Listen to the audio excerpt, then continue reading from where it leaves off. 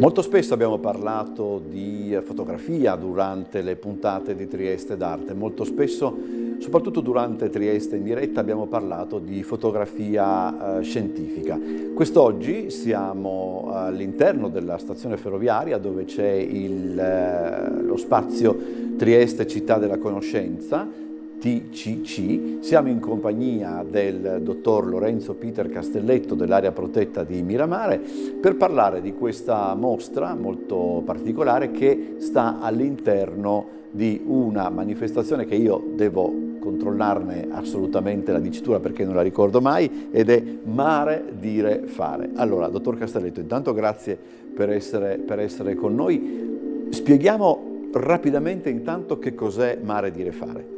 Mare, Dire, Fare Festival dell'Oceano è appunto un festival dedicato alla conoscenza del mare. In particolare noi dell'area marina protetta di Miramare e i colleghi dell'OGS, l'Istituto Nazionale di Oceanografia e Geofisica Sperimentale appunto di Trieste, e da 3 anni, infatti questa è la terza edizione, che vogliamo far conoscere il mare, far conoscere anche le ricerche che noi facciamo in mare. E il festival è il miglior modo di farlo. Infatti noi abbiamo organizzato tantissimi eventi dove appunto presentiamo le nostre ricerche, ma parliamo anche del rapporto uomo-mare e lo facciamo anche attraverso eventi di arte e scienza, quindi dove utilizziamo l'arte come mezzo di comunicazione della ricerca scientifica. Quali debbono essere le caratteristiche di una fotografia scientifica? Innanzitutto deve essere completa sia dal punto di vista estetico sia dal punto di vista comunicativo, quindi all'interno dell'immagine ci devono essere appunto questi riguardi, queste completezze da questi 2 punti di vista. Inoltre è maggiormente importante dal punto di vista comunicativo perché noi abbiamo proprio l'obiettivo, il dovere di andare a raccontare appunto la ricerca scientifica. Quindi in realtà forse non è una singola immagine che può raccontare la ricerca scientifica, ma è un insieme di immagini che creano una storia. Quindi anche andare a utilizzare lo storytelling fotografico all'interno di un progetto è fondamentale appunto per raccontare la ricerca. Devono essere delle fotografie necessariamente belle o è sufficiente che siano utili, diciamo così? No, devono essere sia belle che utili, perché ovviamente la fotografia bella serve per avere un contatto diretto, un primo contatto con il visitatore, colui che osserva l'immagine. Poi successivamente bisogna andare a leggere bene l'immagine, infatti in questo caso anche la parte testuale ovviamente ci aiuta. Infatti io chiamo questa mostra che andremo a vedere mostra fotografico-divulgativa perché oltre alle immagini abbiamo dell'apparato testuale divulgativo molto importante. Quindi molto spesso le immagini riescono a parlare da solo e queste sono le immagini che fanno il giro del mondo. Però è necessario anche un apparato testuale che possa andarle a spiegare e completare, ecco, il lavoro fotografico. Immagino anche che non siano nemmeno semplici da scattare come fotografie perché bisognerà aspettare che ne so, una luce particolare, vabbè, questo non sarebbe proprio, anche che determinati, come posso dire, avvenimenti vengano a crearsi. Assolutamente sì. Il progetto che andremo a vedere è stato strutturato negli ultimi 2 anni e io personalmente, che sono l'autore della mostra delle fotografie, mi sono alzato molte volte alle 3 di notte per poter beccare la luna piena, trovare anche la bassa o alta marea a seconda della foto che mi serviva. Queste foto tra l'altro sono scattate sia fuori dall'acqua che in acqua, quindi doppia difficoltà dal punto di vista tecnico dell'attrezzatura. E inoltre l'ambiente di marea, pensiamo per esempio alla presenza delle onde, rende ancora più difficile fare determinate fotografie, perché per esempio io venivo sballottato dalle onde e quindi perdevo sempre la messa a fuoco del soggetto. Quindi ci sono tantissime difficoltà e appunto questi 2 anni di lavoro sono stati 2 anni full time da questo punto di vista. La mostra, che rimarrà visitabile fino all'11 di giugno, è dedicata agli ambienti di marea perché questa zona proprio dove insomma, l'Alto Adriatico ha delle caratteristiche molto importanti proprio per quanto riguarda le maree, un dato su cui magari noi facciamo poco, riflettiamo poco su questo. Sì, praticamente quando noi presentiamo all'interno del bioma biodiversitario marino, che è il Museo dell'Area Marina Protetta di Miramare, i primi diorami presenti in museo, diciamo sempre che l'Adriatico, insieme a un altro golfo in Tunisia che si chiama Golfo di Gabè, sono gli unici due punti in Mediterraneo dove abbiamo un'escursione tra alta e bassa marea. L'escursione significa la differenza tra il livello appunto del mare tra alta e bassa marea, che può arrivare fino a 1,60 m, che a livello del Mediterraneo sono appunto le altezze più importanti che possiamo ritrovare. E questo è dato anche dalla conformazione appunto dell'Adriatico, in particolare anche dell'Alto Adriatico, che ha una profondità minima, cioè le nostre profondità, il nostro mare arriva al massimo a 25 metri, e questo ovviamente quando ci sono alte e basse maree aiuta, perché l'acqua viene incanalata di più o di meno appunto verso le nostre coste. Immagino che proprio le maree appunto determinano come possiamo dire, degli ambienti particolari che cambiano, e la mostra proprio questo documenta, questi cambiamenti. Esatto, ovviamente a seconda di dove ci troviamo, nell'Alto Adriatico, se in Veneto, in Friuli, nella zona slovena oppure croata, abbiamo degli habitat diversi, degli ambienti diversi. Troveremo la costa rocciosa, la costa sabbiosa, la zona lagunare, quindi tutti questi ambienti è presente la marea ovviamente, no? E quindi abbiamo diversi habitat che però presentano lo stesso fenomeno. Ovviamente a seconda dei diversi habitat avremo anche diversi organismi che vivono in questi determinati ambienti, e la cosa bella di questo progetto è che appunto sono stati analizzati tutti questi ambienti e la biodiversità presente in ognuna di essi. Quindi la mostra, diciamo così, documenta una realtà che parte da dove e arriva fino a dove? Allora, l'Alto Adriatico più o meno può partire dalle zone dei Foci del Po, okay, e arrivare fino a Zara in Croazia. Senta, dottor Castelletto, allora come l'avete poi suddivisa la mostra? La mostra l'abbiamo pensata come a un passaggio da fuori dall'acqua fino a entrare in acqua, appunto in ambiente di marea. Quindi un passaggio dall'alto e basso a seconda appunto degli organismi, che sia piante che animali, che possiamo trovare appunto in questi ambienti. Ne incontriamo nella mostra, intendo, immagino, ne incontriamo di diversi che magari conosciamo per sentito dire, per aver visto e intravisto. Qui sono, come dire, fatti vedere, sono mostrati molto più grandi. Molto più grande, sì. Allora, in realtà all'interno di questa mostra è un pochino particolare, perché un obiettivo che ho io a livello fotografico è far conoscere anche organismi, animali o piante che non sono troppo conosciuti, che non sono i cosiddetti animali iconici che vengono utilizzati appunto per fare pubblicità o comunque sono conosciuti dal grande pubblico. È interessante parlare, è importante parlare anche della biodiversità più piccola, quindi abbiamo tantissime anche immagini, macrofotografie che appunto rappresentano organismi piccolissimi che però raccontano, narrano delle curiosità molto interessanti appunto all'interno del progetto, legate a vivere in due mondi, quindi vivere sia nel mondo sommerso che in quello emerso. Che cosa ci insegna tutto ciò? Cioè, che quantomeno riformulo la domanda, che cosa ci fa capire tutto ciò? Questa mostra ci fa capire come la vita si riesca ad adattare in qualsiasi zona. L'ambiente di marea probabilmente è una delle zone più inospitali che possiamo trovare da noi nel nostro territorio. Provate a pensare, prima abbiamo parlato di onde che continuamente si infrangono contro gli scogli, ma in inverno abbiamo dei picchi di freddo incredibili, in estate dei picchi di calore incredibili, e inoltre anche a causa del cambiamento climatico ci sono dei cambiamenti che l'acqua di mare sta subendo, e anche l'atmosfera, che quindi rendono molto inospitale questo territorio. È incredibile come questo ambiente invece sia popolato da tantissima biodiversità, organismi che hanno trovato in tutti i modi a riuscire a vivere in questo ambiente, creando degli adattamenti sia anatomici, proprio che si sono evoluti nel tempo, sia comportamentali. Quindi per esempio un pesce, che dopo probabilmente ne parleremo, la bavosa, che è il simbolo dell'area marina protetta di Miramare, riesce a vivere fuori dall'acqua. Perché? Perché riesce a adattare i propri comportamenti durante la bassa marea e andare per esempio sotto le rocce, quindi a trovare un pochino di umidità. Se trova delle pozze di marea, rimane all'interno delle pozze di marea. Oppure a livello anatomico si è evoluta creando questa bava, si chiama bavosa perché secerne una bava che gli permette di non essiccarsi durante le giornate calde estive. Quindi è bellissimo questo progetto, almeno per me lo è, perché appunto ci spiega come la vita va avanti in qualsiasi modo. Quando uno di questi organismi, diciamo così, si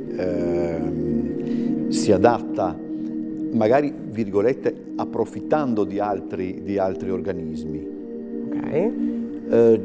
chi vince e chi perde? Cioè chi guadagna di più da questa sorta di, chiamiamola simbiosi, non so se il termine è corretto, che viene a crearsi? Allora, in realtà qua si apre un discorso amplissimo, ci sono diversi tipi di simbiosi, diversi tipi di rapporto tra organismi. Si può passare al parassitismo in alcuni casi, quindi c'è un organismo che vince su un altro, che comunque utilizza per esempio il cibo di un altro organismo. Ci può essere una simbiosi, diciamo, in egual misura, quindi ogni organismo trae vantaggio dall'essere insieme a un altro organismo. C'è anche il commensalismo, nel senso semplicemente una spugna sta sopra la conchiglia di un paguro, la spugna viene trasportata in giro per i fondali marini e quindi trae nutrimento, però al paguro non fa nessuna differenza, anzi forse lo aiuta perché con i tentacoli urticanti lascia lontano i predatori. Quindi ci sono diversi tipi di simbiosi da questo punto di vista. Siamo dunque vicino alla bavosa e ad altri organismi consimili. Tra l'altro alle nostre spalle però c'è uno spazio che voi avete giustamente, doverosamente riservato anche a questioni che hanno a che fare con un discorso più strettamente ambientale. Sì, legato soprattutto al climate change, quindi al cambiamento climatico. Infatti il mare sta subendo fin dall'epoca industriale appunto dei cambiamenti anche all'interno della propria struttura molecolare e quindi all'interno appunto di un ambiente dedicato abbiamo voluto parlare di climate change, che ormai è doveroso anche parlarne perché è importantissimo, è un argomento assolutamente attuale e il mare appunto da questo punto di vista sta cambiando, sta aumentando di livello a causa dello scioglimento dei ghiacci, dei ghiacciai alpini, ma anche dei ghiacci presenti in Antartide. Sta anche acidificando perché le molecole di anidride carbonica entrano all'interno della struttura molecolare dell'acqua, andando ad abbassare il pH e quindi aumentando l'acidificazione. Questo ovviamente è un problema per tutti gli organismi che sono composti da carbonato di calcio, perché va a rendere più fragili conchiglie e anche esoscheletri. E inoltre c'è anche una problematica riguardante gli eventi estremi. Quindi adesso sappiamo bene l'evento estremo che è successo in Emilia-Romagna, ma a livello di costa ci sono problemi legati anche a picchi di calore o anche picchi di freddo a seconda del periodo. E in Canada è successo nel 2021 2 giorni di picchi di calore intenso è andato a costituire 1 miliardo di vittime appunto degli organismi che vivono in ambiente di marea. Quindi era doveroso parlare di questo argomento legato anche al territorio. Infatti abbiamo inserito un reportage, come dicevo prima, una storia di fotografie legate anche alla ricerca, legate appunto all'alga marina quercia marina, Fucus virsoides, che è appunto un'alga endemica dell'Adriatico, anzi dell'Alto Adriatico, e che adesso negli ultimi 20 anni ha subito un crollo importantissimo, tant'è che in Italia la possiamo trovare soltanto in una zona che viene monitorata dai ricercatori, dalle ricercatrici delle università degli studi di Trieste e che appunto all'interno della mostra sono andato a raccontare di questa storia, di questo monitoraggio che viene fatto frequentemente lungo tutto l'arco dell'anno, ecco.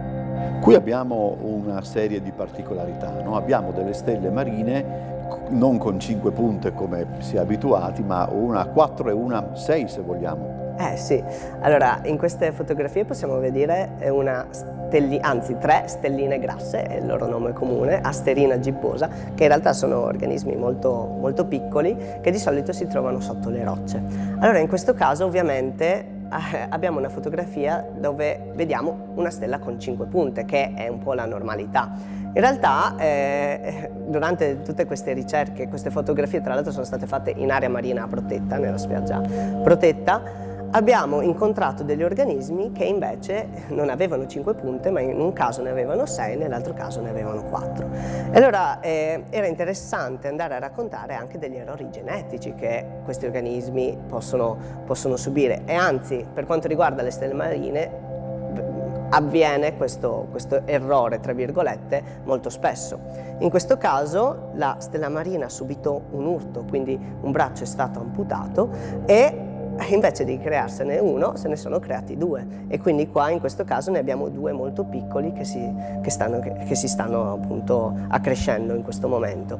Invece in questo caso abbiamo visto che la stella marina è nata proprio con 4 braccia, e quindi questa era una curiosità, insomma, in più che possiamo trovare in ambiente di marea. Perché poi è anche vero che quando quando si fanno le foto scientifiche come in questo caso, poi appunto ci si imbatte in qualche cosa che non si sa mai cosa si trova, certo. Cioè nel senso molte fotografie in realtà sono assolutamente pensate e studiate, quindi si va molto spesso nello stesso punto per poter realizzare diversi scatti. Ogni tanto capita il colpo di fortuna e quindi capita l'occasione appunto di fare una foto che non è mai stata fatta. E in questo caso ne abbiamo alcune in questo progetto. Questi sono vicini, cioè le ha scattate nello stesso giorno, eccetera? Questo era nello stesso giorno, tra l'altro, quindi era un giorno fortunato. Giorno fortunato per dire la verità. Sì. Che cos'è il ciclope? Allora, all'interno del progetto, gli ultimi 2 capitoli di questo grande libro sono appunto dedicati all'alta e bassa marea, però quando arriva e quando diciamo se ne va la marea.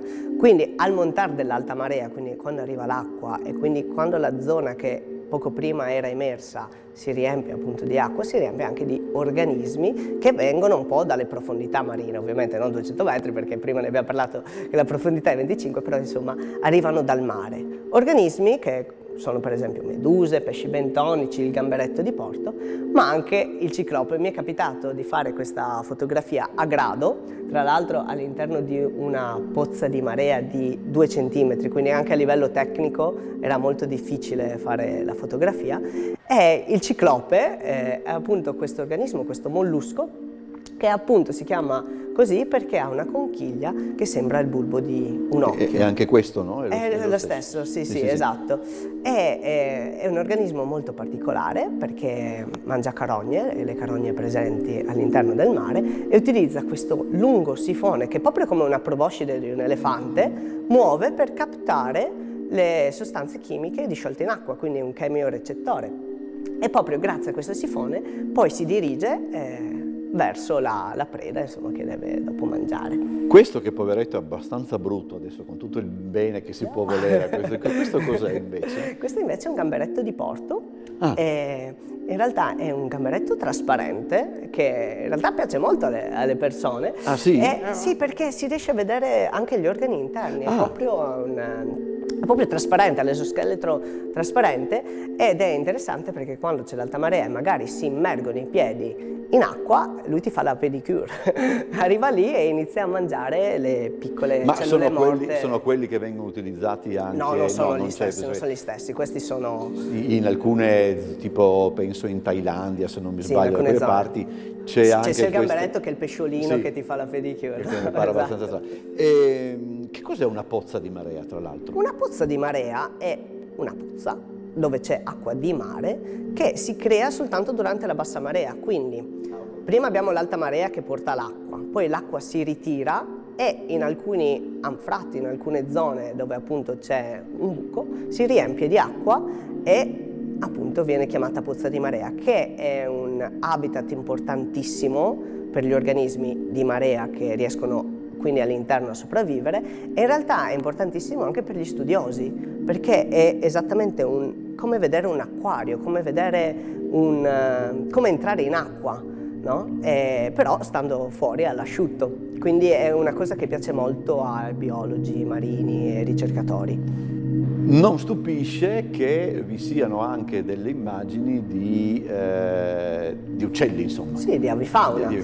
Praticamente l'ultimo capitolo si chiama appunto Al calar della bassa marea. Infatti quando la marea cala e quindi questo mondo marino emerge, ci sono tantissimi predatori che raggiungono questo habitat ovviamente per mangiare tutti gli organismi che in esso sono presenti, che come abbiamo detto prima si sono adattati magari a livello comportamentale per sfuggire a questi predatori, ma che ogni tanto capitano all'interno dei loro becchi. Quindi abbiamo tantissimi organismi appunto nell'avifauna, come la ballerina gialla, il marangone dal ciuffo, di cui noi parliamo molto spesso in area marina protetta, ma anche gabbiani, garzette, sterne, martin pescatori. Questo è il martin pescatore? Questo è il martin pescatore, okay. Sì, esatto, che in realtà lo possiamo trovare anche in pianura, in altre zone, magari vicino a ruscelli, vicino a laghetti, però questo è stato scattato da noi in zona di marea. E quindi ci sono anche dei predatori che appunto utilizzano questo arco temporale, perché in realtà si parla di 3-4 ore durante la bassa marea, no? Proprio per dirigersi in questa zona e fare man bassa di quello che trovano. È molto curioso l'utilizzo dei termini, no? Perché correttamente voi utilizzate i termini scientifici, uno non penserebbe mai che questo uccello, che sembra anche piccolo, è piccolissimo, sì. Chiamarlo predatore sembra un po' strano, però ovviamente il termine in queste circostanze questo è. Assolutamente sì, perché ovviamente le prede in questo caso sono prede piccolissime, no? Prima abbiamo parlato dell'importanza di parlare di tutti gli organismi, ci sono organismi piccolissimi che quindi hanno predatori che per noi sono piccoli, però per loro sono molto grandi.